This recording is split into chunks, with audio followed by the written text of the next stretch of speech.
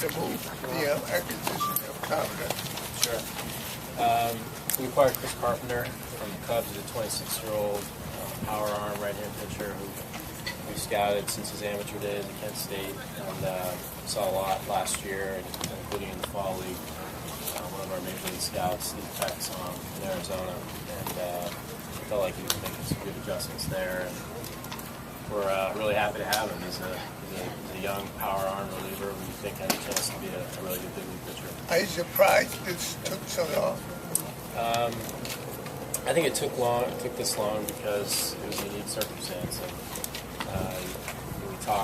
we talk to teams all the time about trades, and it's players for players, and it's pretty easier and assign value and figure out what's fair and what's not fair. And in this case, it was just tougher because it involved not just an executive but a friend.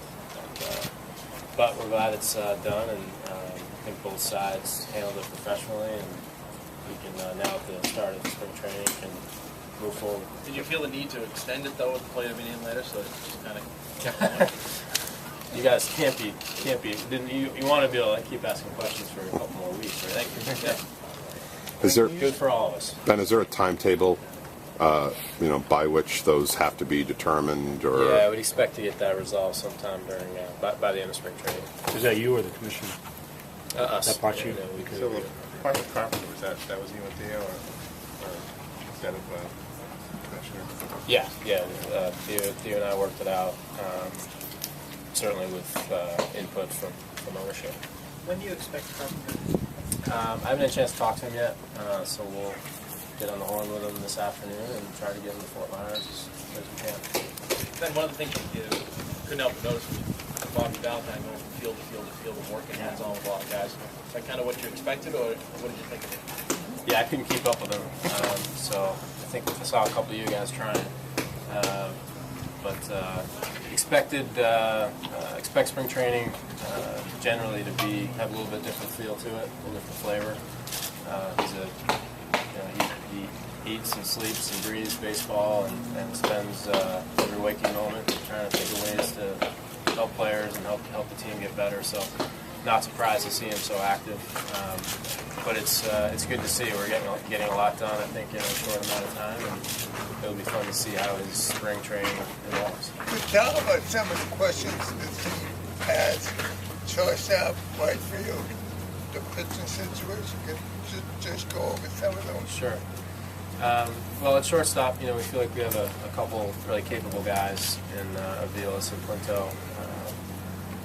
Iglesias is on the roster, and we feel has a chance to be a really good major league shortstop down the road.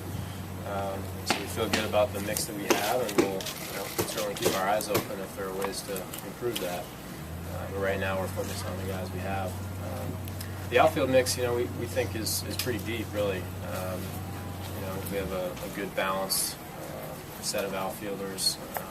We've been fairly left-hand dominant, as everyone knows, recently, and we're able to complement that, we think, with Cody Ross. And Carl's doing really well. He's progressing well. Hit off the tee today. We added Ryan Sweeney in a trade, as you guys know, from Oakland, and really like Ryan as a major league player and as a fit for Fenway Park. So feel pretty good about our outfield mix.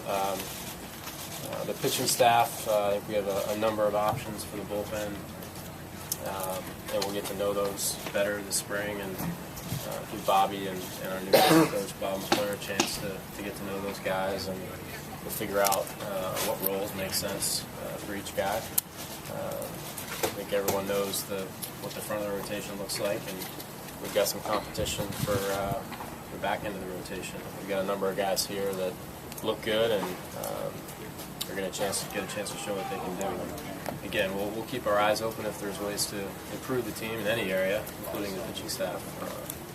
We'll pursue that. But right now, we're focused on the guys who are here. Will anybody address the situation that happened last September when you talked to the team?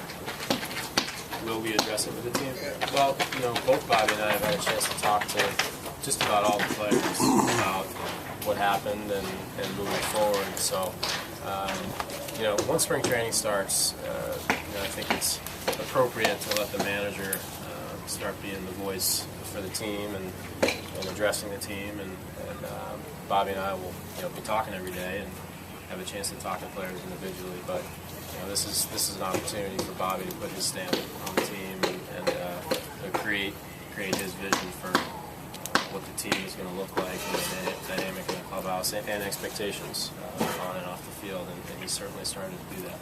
Just in talking with the training staff, what's the progression going to be like for Carl over these next few weeks? Well, as I said, he started to work today, did well with that. We'll just take it a day at a time. We're going to do everything we can to help him get to where he needs to be, but we got to follow his timeline. He feels good. His strength is good, in both wrists, including the one that was operated on. And I know he seemed very excited to be here and get going. But we're not going to put a timeline on it. We need Carl back when he's ready. And, we know what kind of player he's going to be when he's ready. Ben, just going back to the players to be named later, have you agreed on what level those players will be at? Yeah. Oh, yeah. We have an understanding of the level. Yeah. Ben, what were those conversations like with Theo when you're talking about compensation for him? Were you putting names out and he was saying, no, I'm not worth that much? Or there were a lot of conversations going back to October. And again, it was just difficult because these things don't normally happen, and it was just hard to figure out what was appropriate. And in the end, both teams compromised, and we feel really good about the guy we're getting, and we're happy that it was resolved, and we were able to resolve it between the teams without the commissioner being involved. Was there a procedural reason you had to have the players to be named later, or why couldn't it have just been you and Carpenter and that was it? Well, there's an extra element, in the trade coming back to us, and so in order to, this is still a baseball trade. It's satisfying the compensation issue, but it's also still a baseball trade, and there has to be in any baseball trade there has to be something coming and something going. So, but there's a second element that will be coming to the Red Sox, sometime by the end of spring training. So it couldn't, I guess technically it couldn't have just been you obtaining one Correct. player.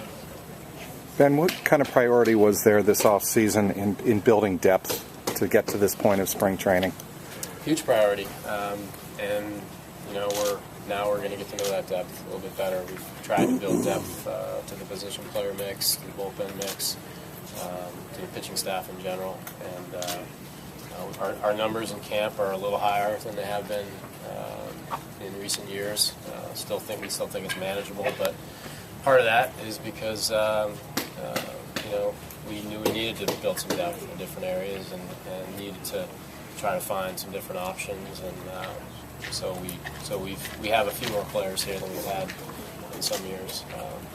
So again, day one of pitcher catcher workouts, and haven't had enough time to really see exactly where our guys are yet, but so far pretty pleased, certainly with how guys have showed up physically and the work they're doing so far. Are you also getting the sense that guys have reported here with a point to prove? A lot of them coming here earlier than they had to. I think so. I think we got to let them show that with their actions, and but I think judging by the number of guys that are here, we're here early, and we basically had normal workouts even before before today's first official workout, just because of the numbers that are here, and collectively the condition that the guys are in, we're very pleased with. So those are two indicators, but again, we'll let the guys talk for themselves with their actions on the field, and feel pretty good about pretty good and confident that they're going to show all of us that late 2011 is not what the Red Sox are about, and they have a chance to define what we're going to be about moving forward. I know you said you were going to let Bobby put his imprint on this team.